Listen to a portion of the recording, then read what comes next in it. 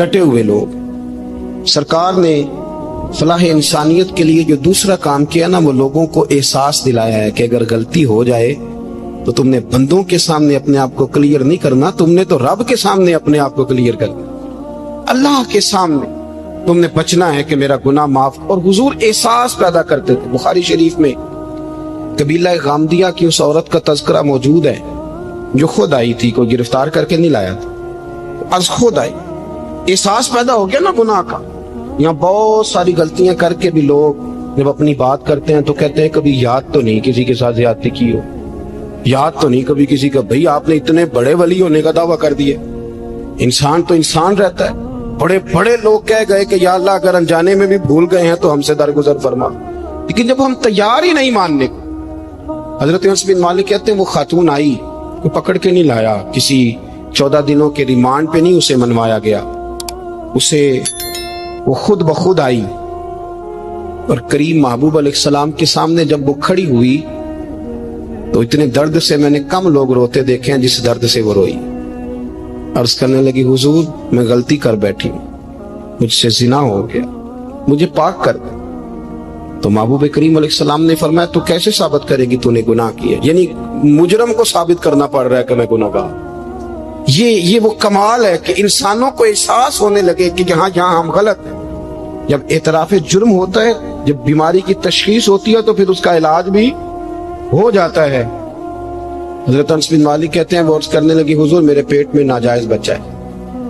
حضور نے فرمایا جا جب بچہ پیدا ہو تو پھر آنا. وہ 8 ماہ کے بعد آئی تو اس کی گود میں پھول سا بچہ تھا. حضور نے فرمایا واپس جا، جب روٹی کھانے لگ جائے تو پھر آنا. وہ 2 سال 2.25 سال دودھ پلاتی رہی. پھر جب آئی تو بچے کے ہاتھ میں روٹی کا ٹکڑا تھا. کریم محبوب صلی اللہ تعالی علیہ وسلم سے آ کے جب اس نے بات کی تو وہ درد سے روئی، کہنے لگی یا رسول اللہ 3 سال ہونے کو ہیں، میں نے گناہ کیا ہے، میں ساری رات سو نہیں پاتی.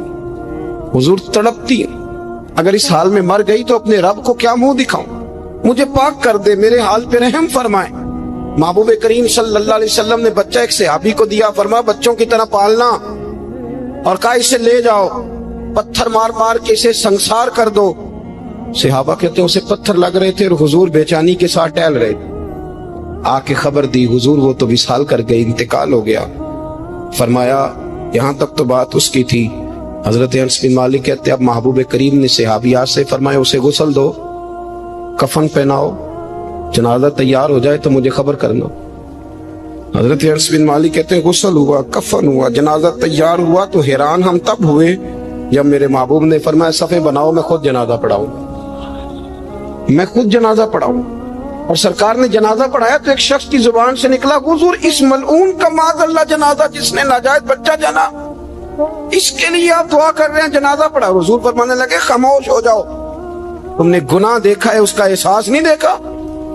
تم نے غلطی دیکھی ہے لیکن اس کی توبہ کا انداز نہیں دیکھا. اور صاحب کنز العمال نے یہ لفظ نقل کیے ہیں کہ کریم محبوب فرمانے لگے اس نے تو ایسی شاندار توبہ کی ہے کہ اگر میں اپنی ساری امت میں بانٹ دوں تو اللہ سب کی مغفرت فرما دے گا. احساس جب پیدا ہو جاتا ہے نا اپنے دل کے اندر کہ یہاں میں غلط ہوں. ان العبد اذا اعترف ثم تاب تاب اللہ علیہ او کما قال نبی صلی اللہ علیہ وسلم، رواہ مشکات.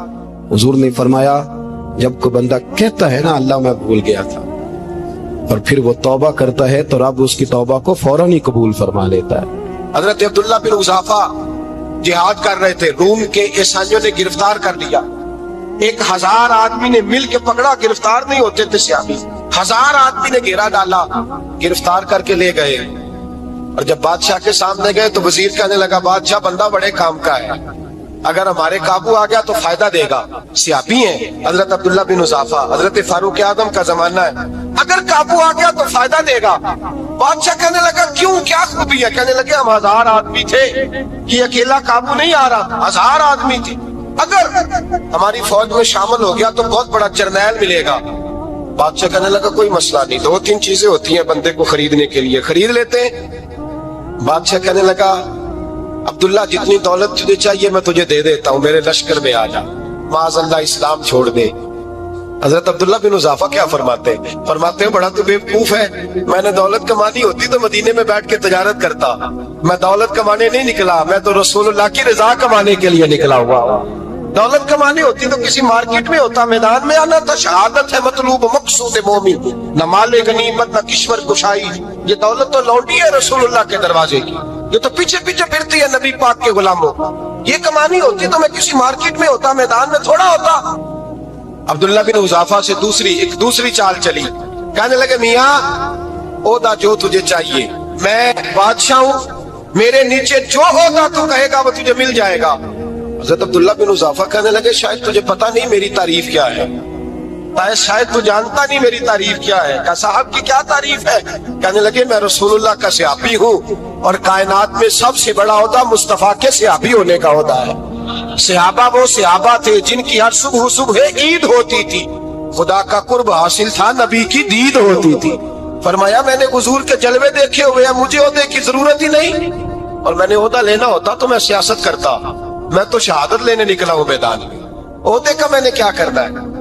اب بادشاہ کہنے لگا اسے قتل کر دو، وزیر کہنے لگا نہیں، ایک بات اور ہے، مجھے ایک چال اور چلنے دو۔ کہا وہ کیا؟ کہنے لگے میری بیٹی بڑی خوبصورت ہے، مجھے موقع دو، اپنی ہی بیٹی کو سجا بنا کے، وہ جوان جس کی جوانی اتنی بڑی ہے کہ 1000 آدمی مقابلے میں کھڑا نہیں ہوتا، اس جوان کے کمرے میں رات کی تنہائی میں بنا سوار کے بی بی کو بھیجا۔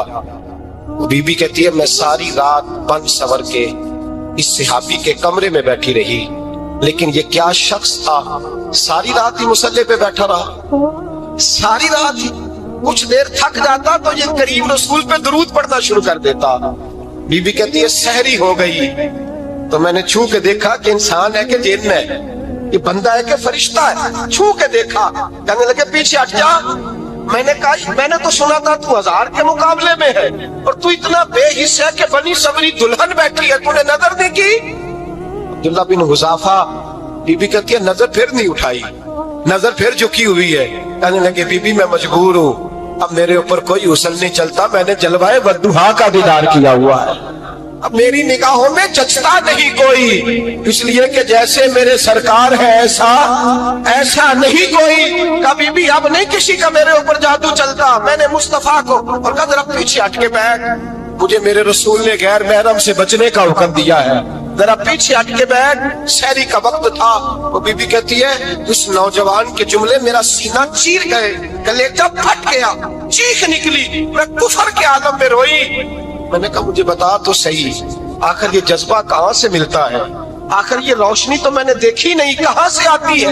ایک میرا باپ ہے جو بنا سور کے مجھے تیرے کمرے میں چھوڑ گیا، بتلا یہ کہاں سے کیف آتے ہیں؟ عبداللہ بن حذافہ کہنے لگے اگر کیف لینا ہے تو تو بھی میرے مصطفیٰ کا کلمہ پڑھ جا، آجا دروازہ رسول پہ جھک جا، مل جائے گا۔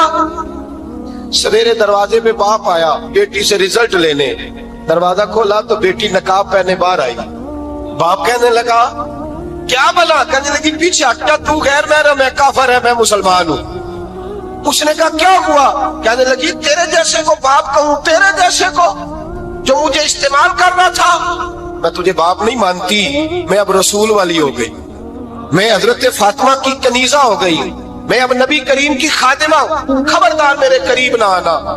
یہ دعو بھی ناکام ہوا۔ اب حضرت عبداللہ بن حذافہ کے سامنے موت کھڑی کی، ایک کڑا میں تیل گرم کیا، کہنے لگے تجھے اس میں جلایا جائے گا۔ حضرت عبداللہ بن حذافہ رضی اللہ تعالیٰ عنہ جب جلنے کے قریب ہوئے تو رونے لگے۔ روم کا بادشاہ کہنے لگا شاید ڈر گیا ہے، کہنے لگے اب سمجھ آئی ہے، اب تجھے پتا چلا ہے، چلا آ جا۔ حضرت عبداللہ بن حذافہ کہنے لگے تو کافر ہے، تیری کافروں والی سوچ ہے، اس لیے نہیں رویا کہ موت سے ڈر گیا ہوں، میں تو اس لیے رویا ہوں کہ ایک جان ہے وہ نبی پاک پہ قربان ہو رہی ہے، کاش رب مجھے 1000 جان دیتا، میں ساری مصطفیٰ پہ قربان کر دیتا۔ ایک سنار نے گلی میں ایک یتیم چھوٹے سے بچے کو گھومتے دیکھا تو سنار بے اولاد تھا، بچے کو اٹھا کے گھر لے آیا، 18 سال اس بچے کی پرورش کی، اس کو پالا پوسا جوان کیا۔ سنار کے پاس وہ دکان پہ چلا جاتا، وہ کئی دفعہ دکان پہ رہتا، کئی دفعہ گھر میں رہتا، ایک دفعہ وہ دکان پہ تھا، بچہ گھر تھا، 18 سال کا جوان، اس کی بیوی اکیلی تھی، وہ جس نے ماں بن کے پالا تھا اس نے اسی پہ حملہ کر دیا، اس کا بازو بری نیت سے تھاما۔ بیوی چیخی، تھوڑی دیر گزری تو وہ نوجوان پیروں میں بیٹھ گیا، کہنے لگا ماں پتہ نہیں مجھے کیا ہوا۔ شام کو سنار آیا، بیوی چیخنے لگی، چلانے لگی، کہنے لگی آج عجیب بات ہوئی، جس کو میں نے جگر کا خون دے دے کے پالا اسی نے گندی نظر ڈالی۔ سنار محو حیرت ہے، بیوی کا خیال تھا کہ لاٹھ اٹھائے گا، ڈنڈا اٹھائے گا، نوجوان کو مارے گا، لیکن وہ رونے لگ گیا۔ اس نے کہا آج اس نے میرا بازو تھاما ہے، جانے کیا کیا ہے؟ پریشان ہونے لگ گیا، سجدے میں گر گیا، کہا تو بتاتا کیوں نہیں؟ تو وہ سنار کہنے لگا اس کی غلطی نہیں، 18 سال کے بعد آج مجھ پر بھی شیطان سوار ہوا تھا۔ ایک عورت آئی تھی، وہ اپنے بازوؤں میں چوڑیاں پہننا چاہتی تھی تو میں نے بھی گندی نظر سے ہاتھ ڈالا تھا، رب کریم نے مجھے فوراً اس کی سزا دی۔ جن کے گھروں میں بیٹیاں ہوتی ہیں ان کی نظریں گندی نہیں ہوتی، جو بیٹیوں کے باپ ہوتے ہیں، جو بہنوں کے بھائی ہوتے ہیں، ان کی نظریں گندی۔ اور اگر تو ٹیلی فون کرتا ہے، تو کسی عورت کے ساتھ تعلق رکھتا ہے تو یہ بات لکھ لے، امام فخر الدین رازی 1، علامہ اسماعیل حقی 2، ملا جلال الدین رومی 3، امام خازن 4، امام جلال الدین سیوطی 5 حدیث کے استاد اور محدث لکھتے ہیں کہ اگر تو کسی پر گندی نظر ڈالے گا تو تیرا گھر بچ سکتا، یاد رکھنا نہیں بچے گا، اس لیے کہ تیری نظر کسی کی بیٹی کو بیٹی سمجھ تاکہ تیری بچی کا پردہ قائم رہے، کسی کی بہن کو یہ کیا بات ہوئی کہ تو جتنا مرضی گند معاشرے میں پھیلاتا رہے تیرا گھر بچا رہے، یہ کیسے ہو سکتا ہے؟ فَإِنَّ لَهُ مَعِيشَةً ضَنكًا، اللہ فرماتے ہیں زندگی تنگ ہو جائے گی تیرے لیے مشکل، تو ڈھونڈتا پھرے گا کہ میں مرنے کو جگہ تلاش کروں۔ سچی توبہ کرے، کھری توبہ کرے، یہ گناہ انسان کو مجبور کر دیتے ہیں۔ حضرت عبداللہ بن مبارک رحمت اللہ تعالی علیہ، ان کے سینکڑوں شاگرد تھے، ایک شاگرد کے انتقال کا وقت آیا تو گھر گئے ملنے، آپ کہتے ہیں میں نے زور لگا لیا پر اس کی زبان پر کلمہ جاری نہیں ہوا، میں اسے کہتا کلمہ پڑھ پر اس کی زبان پر جاری، اللہ اکبر، بہت بڑی نعمت ہے، دعا فرمائیں اللہ ایمان کی موت عطا فرمائے، ایمان کی موت دے اللہ کریم، ایمان کی موت دے۔ ایسے بھی لوگ دیکھے ہیں، مسجد نبوی ہے، رسول اللہ کا شہر ہے، سر سجدے میں ہے، روح پرواز کر گئی، روح پر کتنا نصیبوں والا ہے، کتنا نصیبوں والا ہے کہ مسجد نبی میں سر سجدے میں رکھا ہے اور اللہ تبارک و تعالیٰ نے محبوب کے قدموں میں موت عطا فرمائی۔ تو حضرت عبداللہ بن مبارک کہتے ہیں میں نے اس کو کہا کلمہ پڑھ تو اس کی زبان پہ جاری نہیں ہوتا، میں بار بار کہتا تو وہ منت کرتا، کہتا حضور میں کوشش کرتا ہوں جاری نہیں ہوتا۔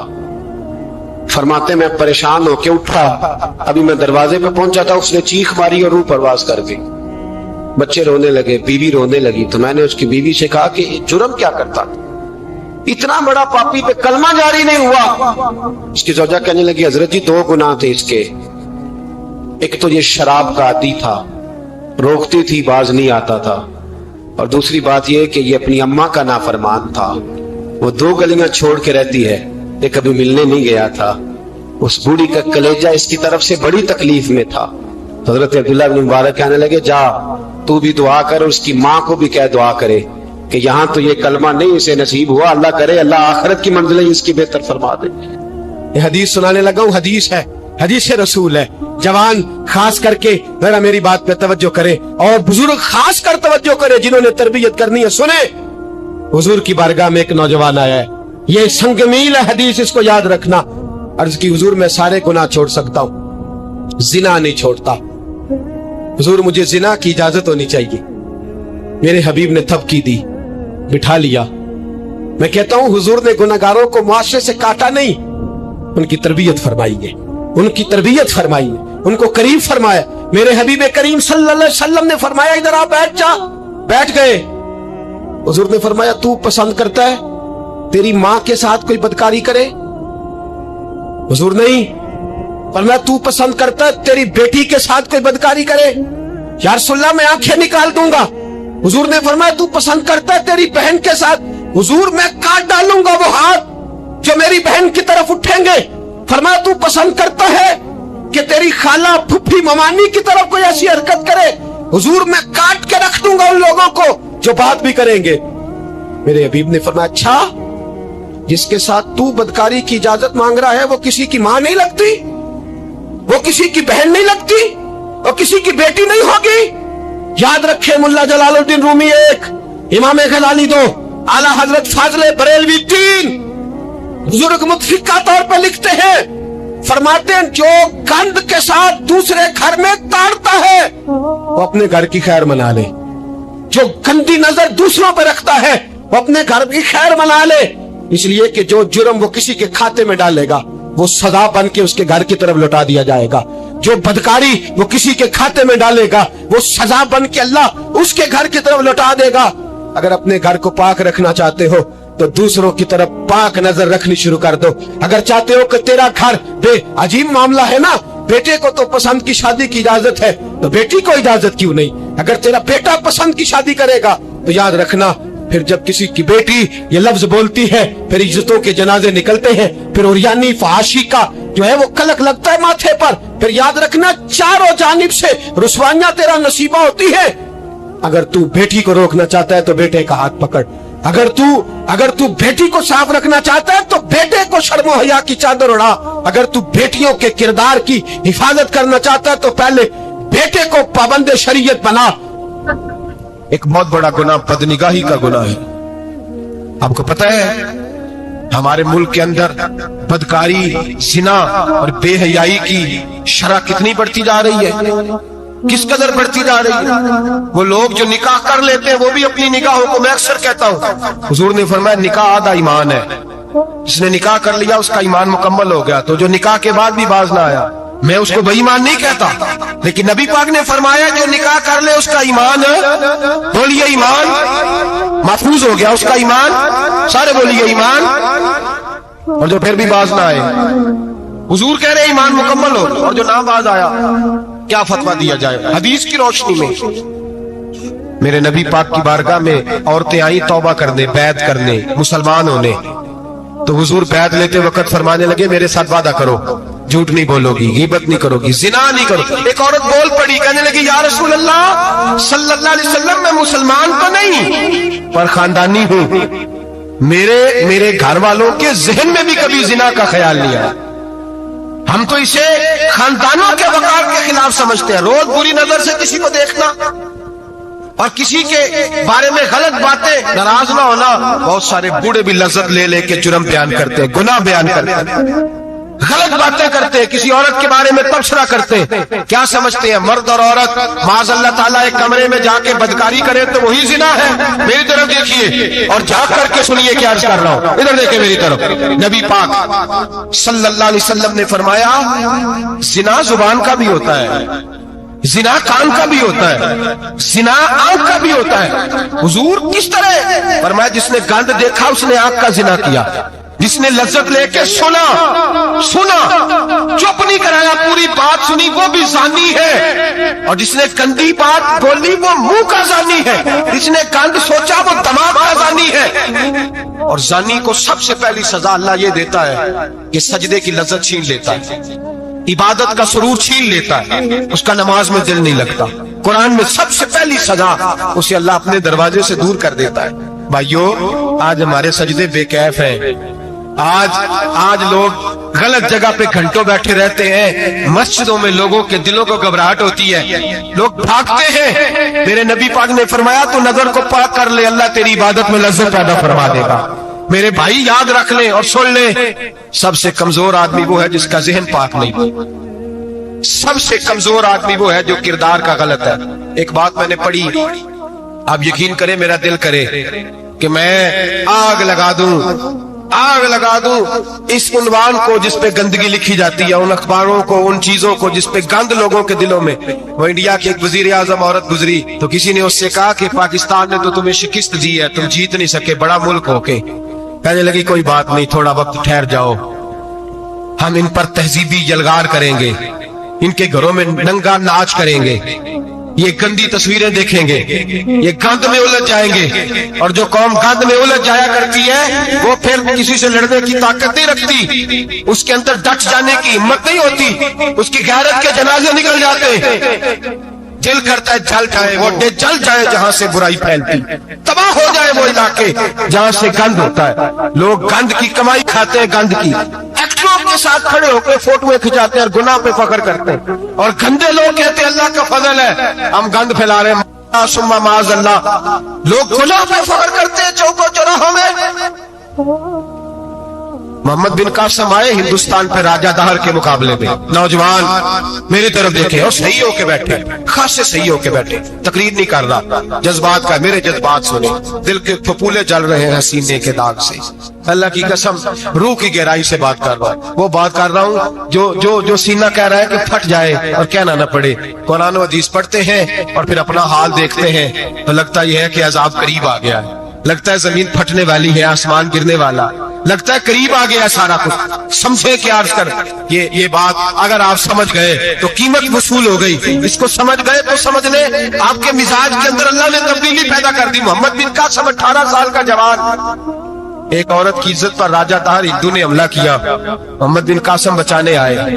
जब हिंदुस्तान आए फौज थोड़ी थी, इलाका थोड़ा था, राजा दहर की फौज बहुत ज्यादा, और फिर अपना अरब छोड़ के यहाँ आके हिंदुस्तान में उसके इलाके में उस पर हमला करना, हालात खराब थे। मोहम्मद बिन कासिम परेशान है। एक बुजुर्ग ने देखा, कहने लगे परेशान क्यों हो? कहने लगा सोचता हूँ इलाका भी उसका, फौज भी उसकी, मेरे फौजियों को तो रस्तों का भी नहीं पता, कैसे जंग करेंगे, किधर से आएंगे, और फिर हमें जुबान भी नहीं आती, कैसे काम होगा, डर रहा हूँ। 2-4 दिन गुजरे तो मोहम्मद बिन कासिम अशाश बशाश हो गए। वो बुजुर्ग कहने लगे खैर है, बड़े मुतमईन हो गए हो? कहने लगे बस राजा दहर हमसे मुकाबला नहीं कर सकता, राजा दहर हमारे मुकाबले में खड़ा नहीं हो सकता, वो गिरा के गिरा, वो लड़खड़ाया के लड़खड़ाया, रेजा रेजा हो जाएगा। आपको कैसे खुशखबरी मिल गई? कहने लगे मुझे पता चला है कि राजा दहर जहन का गंदा है, वो तो चचा की बेटी को नहीं छोड़ता, मामू की बेटी को नहीं छोड़ता, खाला की बेटी को गंदी नजर से देखता है। जिसका जहन गंदा होता है वो किसी का मुकाबला नहीं कर सकता, हमें फतह होगी, फतह, वो गिरेगा। वो बुजुर्ग कहते हैं मैं समझ गया कि वाकई से फतह होगी।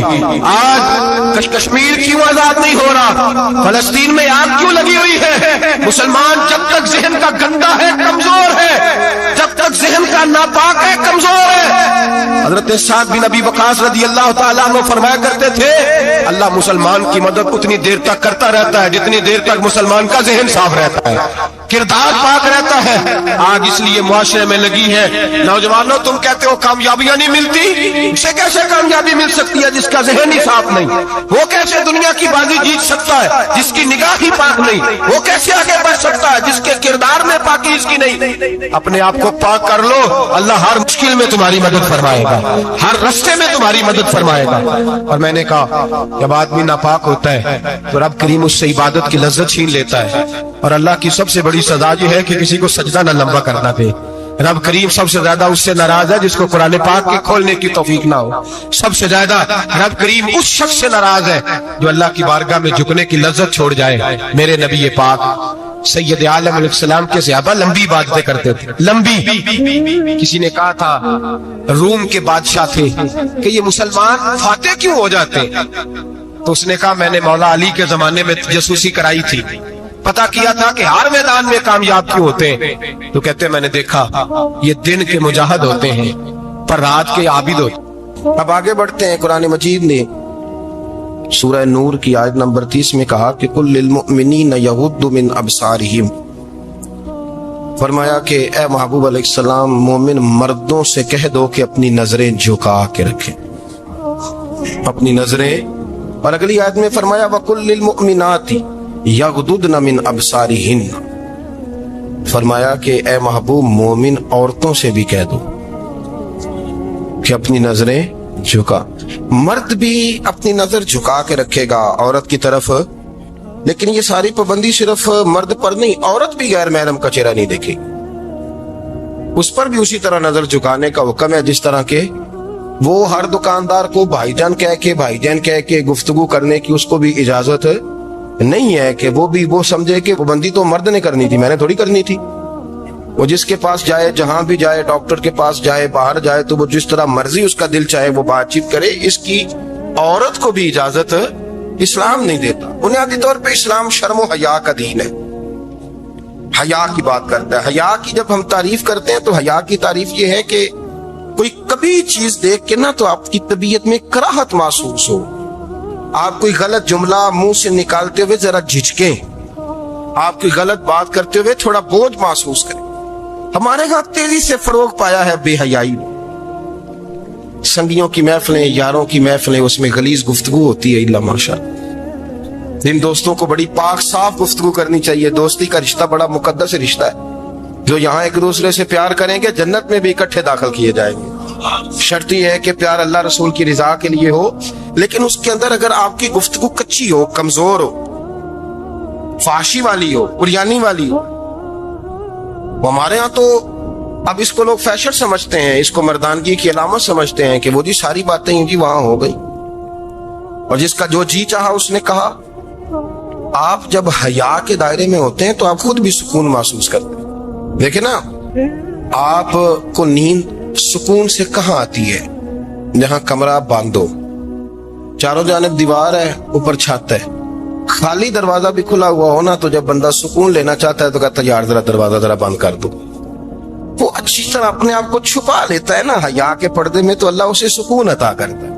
और जो उससे भी ज्यादा ठंडी नींद में जाना चाहता है वो कहता है लाइट भी बंद कर दो। अब वो मुकम्मल तौर पे समझता है कि मैं चारों जानिब से छुप गया हूं, अगर मैं खुल के भी सो जाऊंगा तो मेरा चूंकि पर्दा कायम है तो मुझे कोई दुश्वारी नहीं होगी। आप जब छुप जाते हैं, जब आप हया के अंदर सिमट जाते हैं, जब आप चादर के अंदर आ जाते हैं, तो आप बहुत सारी जगहों पे आसानी महसूस करते हैं। तो हया तो आपको सुकून देती है, हया तो दिल को राहत देती है। मैं बड़ी जिम्मेदारी से बात अर्ज करता हूँ, कुरान मजीद ने ना एक मकाम पे मजाक को, एक मजा होता है खुशतबी, वो नहीं मजाक, मजाक उड़ाना। कुरान पाक ने ना मजाक को एक जगह पे जाहिलों का तरीका भी करार दिया। बनी इसराइल के लोगों से हजरत मूसा ने कहा कि गाय ज़िबा करो और एक टुकड़ा मकतूल को मारो, जिंदा होके खुद बता देगा मुझे किस बंदे ने कत्ल किया। तो कहने लगे आप हमारे साथ मजाक कर रहे हैं। तो कुरान मजीद कहता है कि हजरत सैयदना मूसा अलैहिस्सलाम फरमाने लगे आऊज़ु बिल्लाहि अन अकूना मिनल जाहिलीन, फरमाने लगे मैं अल्लाह की पनाह मांगता हूं कि मैं जाहिलों में से हूं। ये मजाक करना तो जाहिलों का तरीका है। अगर आपकी जुबान से बेहयाई का जुमला निकल गया, अगर आपकी जुबान से बेहयाई का जुमला निकल गया, आपने कह दिया कि हम आजाद लोग हैं, जो मर्जी करेंगे, जो मर्जी कहेंगे, जो हमारा दिल में आएगा करेंगे, तो फिर तो लोग आपका वो हशर करेंगे कि आपसे बर्दाश्त ही नहीं होगा। जिसका लोग मजाक बना लेते हैं और जो मजाक बन जाता है फिर उसे कुछ जीने देता है। आप हया की चादर में छुपेंगे तो बचेंगे। अगर आपने अपना मजाक बनवा लिया ये कह के कि मैंने मर्जी करनी है, फिर याद रखना छुपने को जगह नहीं मिलेगी, फिर तकलीफ में आ जाएंगे, बहुत बड़ी अजियत का शिकार हो जाए। शर्म हया, अरब के अंदर जो कवारी लड़कियां थी उनमें बड़ी हया होती। अल्हम्दुलिल्लाह मैं बड़े फख्र से कहता हूँ कि मेरे पंजाब की, मेरे पाकिस्तान की बेटियां भी 20 दफा उनका अब्बा कहे तेरी शादी करनी है तो वो आंख नहीं उठा पाती आज भी। ये तो वो चंद लोग हैं जो कहते हैं हम हाई क्लास हो गए, हमें नहीं पता कि वो रोशन ख्याल हो गए हैं कि रोगन ख्याल हो गए, पता नहीं किधर चले गए। वरना हमारी बेटियां आज भी जब उनसे उनका बाप, उनकी माँ बात करती है तेरी शादी की, तो वो तो शर्म के साथ पिछले से पिछले कमरे में छुपती हैं। ये अल्लाह ने फजल किया हुआ है इस मिल्लत पर। अरब की लड़की बड़ी हया वाली होती थी, उससे कोई बात करनी पड़ती थी तो 20 दफा बात की जाती, फिर भी वो औरत छुपती फिरती थी। हजरत आयशा सिद्दीका रदी अल्लाह ताला अन्हा फरमाने लगी मेरे नबी पाक सल्लल्लाहु अलैहि वसल्लम अरब की कवारी लड़कियों से भी ज्यादा हया करने वाले थे। कादी इजाज मालकी ने, शेख अब्दुल हक मुहद्दिस देलवी ने, दीगर बुजुर्ग जो सीरत निगार गुजरे, उन्होंने लिखा है कि नबी पाक सल्लल्लाहु अलैहि वसल्लम के अंदर 100 मर्दों से ज्यादा ताकत थी, 100 मर्दों से ज्यादा ताकत। अब जो बात कहने लगा हूं, जो नतीजा देने लगा उस पर खास तवज्जो आप फरमाएंगे। जरा फिक्री तौर पर, नजरियाती तौर पर एक चीज को समझिए। हम समझते हैं कि जवान लड़का है जी जो मर्जी करे, उम्र है जी। आप जरा बात पर गौर कीजिएगा कि हुजूर सल्लल्लाहु अलैहि वसल्लम में ताकत 100 मर्दों से ज्यादा है और हया कवारी लड़कियों से भी ज्यादा है। जरा इस बात का तकाबुली जायजा कीजिएगा कि ताकत 100 मर्द से ज्यादा है लेकिन हया कवारी लड़की से भी ज्यादा है। इसका माना ये हुआ कि जिस टहनी को फल ज्यादा लग जाते हैं वो झुका करती। तो हया तो हुस्न है, हया तो आपको पाक साफ करेगा, हया तो आपको निराला करेगा, अनोखा करेगा। वो हमारे एक दानिशवर है, तुमने मजमून लिखा, कई बातें बड़ी पसंद आती हैं। वो कहते हैं कि मेरी अहलिया, उनको भी किसी ने ना मिस गाइड कर दिया था, हालांकि अच्छी खातून है, किसी ने मिस गाइड कर दिया। वो भी समाजी और वेलफेयर और ये खवातीन को शौक होता ना बनने का, तो वो भी समाज के अंदर अच्छा मकाम तलाश करने के मूड में आ गई। तो कहीं एक दिन जाना था तो बड़ी बन सवर के मेरे साथ वो गाड़ी में बैठ गई। तो मैं गाड़ी में, औरतों को ये भी मसला होता है ना कि हमारी तारीफ करो, तो कई दफा बाद मर्दों बेचारों को झूठ बोलना पड़ता है, वो जबरदस्ती कराती है ना जी। तो उसमें गुंजाइश भी दी है शरीयत ने गुंजाइश दी है कि कभी बीवी को राजी करने के लिए खिलाफ वाक़या बात करनी पड़े तो कर लेनी चाहिए। तो वो कराती भी हैं। 3 मौके पर खिलाफ वाक़या बात करने की इजाजत है। वाक़े के खिलाफ भी आप बात कर सकते हैं। जंग के मौके पर 2 लोगों को सुलह कराने के लिए और बीवी को राजी करने के लिए कर लें कोई ऐसी बात, बेशक अपनी तबीयत पे जबर करके कर ले, गुंजाइश है, इजाजत है। वो कहते हैं जब वो गाड़ी में मेरे साथ बैठी बन सवर के, वो तकाजा करने लगी कि मैंने मतलब बड़े अच्छे कपड़े पहने हैं पर आपने तवज्जो नहीं कराई। वो सियाना बंदा था, वो चाह रहा था कि मेरी खातून समझ जाए। वो कहते हैं मुझे पता था कि बेचारी मिस गाइड हो गई है, दिल की बड़ी अच्छी है, सियानी है, लेकिन इसको ना कुछ खवातीन ने, कुछ लोगों ने मिलके इसको ज़हन गलत कर दिया है कि समाज में निकलो, बाहर जाओ, काम करो, फलां करो, अपनी मर्जी से जियो। तो मेरे साथ गाड़ी में बैठी कहीं जाने के लिए, तो मुझसे कहने लगी कि आप ने मेरी तरफ तवज्जो ही नहीं की, आपने कोई जिक्र ही नहीं किया कि मैं कैसी लग रही हूँ। तो कहते हैं मैंने उसे कहा कि अगर तू नाराज ना हो तो फिर मैं सही वाली तारीफ कर दूं। तो उसने कहा कि आप कर दें। तो कहते हैं मैंने दर्द से और खुलूस से अपनी बीवी से कहा, खुलूस के साथ मैंने कहा मैं तो रोज घर होता हूँ, रोज शाम को घर होता हूँ, अगर तू मेरे लिए तैयार होती तो मैं तेरी तारीफ करता, लेकिन आज तो तू बाहर जाने के लिए तैयार हुई, तो फिर उनसे तारीफ की उम्मीद रख जिनके लिए तूने तैयारी की है।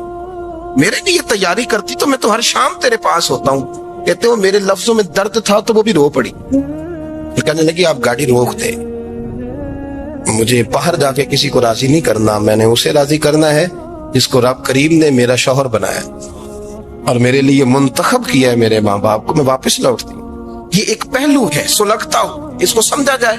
रसूल करीम सल्लल्लाहु अलैहि वसल्लम अरब की कवारी लड़कियों से ज्यादा हया वाले थे, कवारी लड़कियों से ज्यादा हुजूर हया फरमाया करते थे।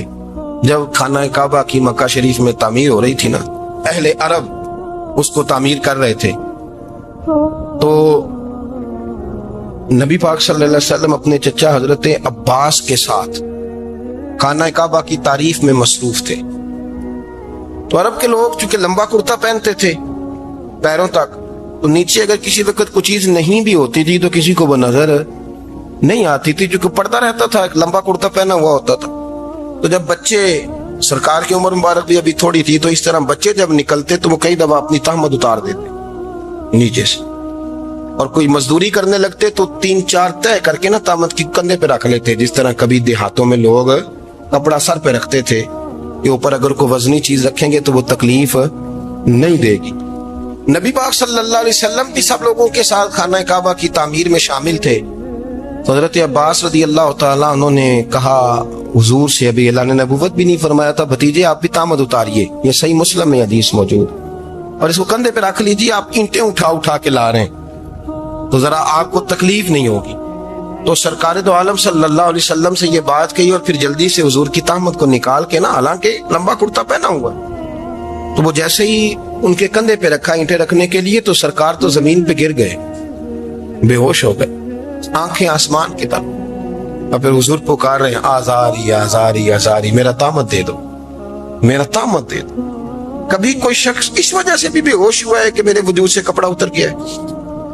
हालांकि सरकार पर वो बेहोशी भी नबी पाक का वो जो गलबा है ना शर्मो हया का, उसकी वजह से, वरना तो हुजूर फरमाते हैं कि मेरी आंखें सो जाती हैं, दिल तो मेरा उस आलम में भी जागता रहता है। तो सरकार जमीन पे तशरीफ ले आए, आंखें मेरा तामद दे दो, मेरा तामद दे दो। तो जल्दी से उन्होंने तामद दिया तो हुजूर ने बांध लिया।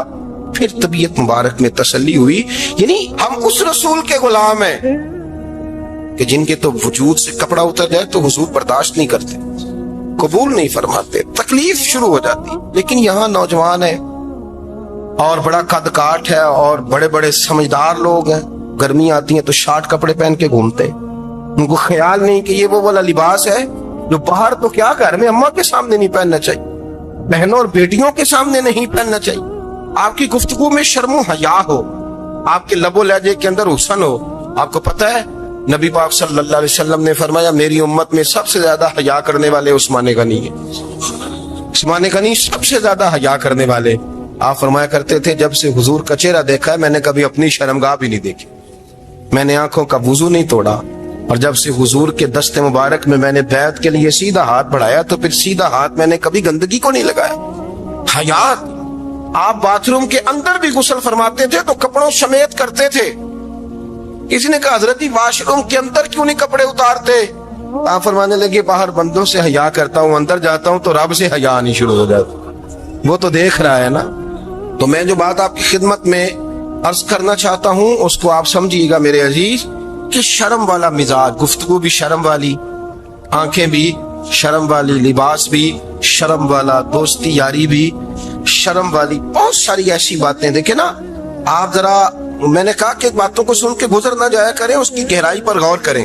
حضور علم کا سمندر ہے، سرکار سے زیادہ علم دنیا میں کسی کے پاس موجود نہیں ہے، اور صحابہ کو موقع ملا ہوا ہے اس سمندر سے فیض لینے کا، لیکن ان کی حالت یہ ہے کہ حضرت علی المرتضیٰ فرماتے ہیں 14 دن گزر جاتے، حضور سے کچھ سوال پوچھنا ہوتا تھا پر میں شرم کے مارے نہیں پوچھ پاتا تھا۔ 14 دن بخاری شریف میں موجود ہے۔ ایک دن نبی پاک صلی اللہ علیہ وسلم نے پوچھا صحابہ سے کہ وہ کون سا درخت ہے جس کے پتے نہیں گرتے، اور وہ درخت اس طرح ہے جس طرح مومن ہوتا ہے، وہ درخت میرے مومن کی طرح بتاؤ۔ حضرت عبداللہ ابن عمر فرماتے مجھے پتا تھا کہ وہ کھجور کا درخت ہے، لیکن چونکہ ابو بکر صدیق بھی بیٹھے ہیں، عمر فاروق بھی بیٹھے ہیں، مولا علی بھی بیٹھے ہیں، عثمان غنی بھی بیٹھے ہیں، اتنے جید لوگ بیٹھے ہیں، تو مجھے حیا آتی تھی کہ میں کیوں جواب دوں۔ کہتے سرکار نے کئی دفعہ پوچھا، لوگوں نے کئی اور درخت بتائے، پر فرمایا تمہارا جواب درست نہیں ہے۔ آپ حیا کے اس پہلو پر غور کریں کہ سوال کا جواب آتا ہے، سوال کا جواب، یعنی مجھے سوال کا جواب آتا اور پھر میں دوں نہ، مجھے بدعزمی نہ ہو جائے گی؟ یہ کیسے ممکن ہے کہ میری رات گزر جائے، مجھے پتا بھی تھا اور میں نے بتایا نہیں؟ بہت سارے لوگ آ کے بہت ساری باتیں بتاتے ہیں، بہت ساری باتیں وہ سمجھاتے ہیں، تو ہم غور سے ان کا چہرہ دیکھنے لگ جاتے ہیں، کہتے ہیں یار اس کا تو دعویٰ تھا کہ میں سمجھ نہیں آتا ہوں، یہ تو ہمیں سمجھا رہا ہے، چلو الحمدللہ ہم سمجھنے کو تیار ہے۔ لیکن میرے عزیز پتہ بھی ہے جواب کا، علم بھی ہے، لیکن فرماتے ہیں میری حیا نے مجھے اجازت نہ دی کہ میں جواب دوں۔ آپ فرماتے ہیں پھر حضور سے صحابہ نے عرض کی کہ یا رسول اللہ آپ ہی بتا دیں وہ درخت کون سا ہے، تو حضور نے فرمایا بھئی وہ کھجور کا درخت ہے۔ آپ فرماتے ہیں میں دل میں کہہ رہا تھا کہ الحمدللہ میرا جواب درست ہے، حالانکہ میں نے جواب دیا ہی نہیں۔ تو لفظوں میں حیا، جملوں میں حیا، آنکھوں میں حیا، اٹھنے میں حیا، بیٹھنے میں حیا، چلنے میں حیا ایک خوبصورت حسن ہے، اور نبی پاک صلی اللہ علیہ وسلم نے فرمایا جب تو بے حیا ہو جائے نا پھر تو آزاد ہے، پھر تو جو مرضی کا، پھر تو جو۔ اس لیے بزرگ جب کسی کو بے حیا کہتے تھے نا، اللہ اکبر، اور جب کسی کو کہتے تھے نا یہ بے حیا ہے تو لوگ سمجھتے تھے کہ ہلکی سی بات کر دی، لیکن ان کا معنی یہ ہوتا تھا کہ بس بھئی اب اس کے ساتھ کوئی کلام کرنے کی ضرورت ہے، اس کو اب اصلاح کی ضرورت نہیں، یہ بے حیا ہے۔ کیا معنی؟ کہ اب یہ جو اس کے دل میں آئے گا وہ کرے گا، جو اس کی طبیعت چاہے گی وہ کرے گا، اب یہ کسی پہلو بھی قابو آنے کو تیار بے حیا ہو کے۔ بے حیائی بہت بڑا عیب ہے، اور جو لوگ کہتے ہیں کہ ہمیں بالکل آزادی ہونی چاہیے، ہمارا اپنا جسم ہے تو ہماری اپنی مرضی چلے گی۔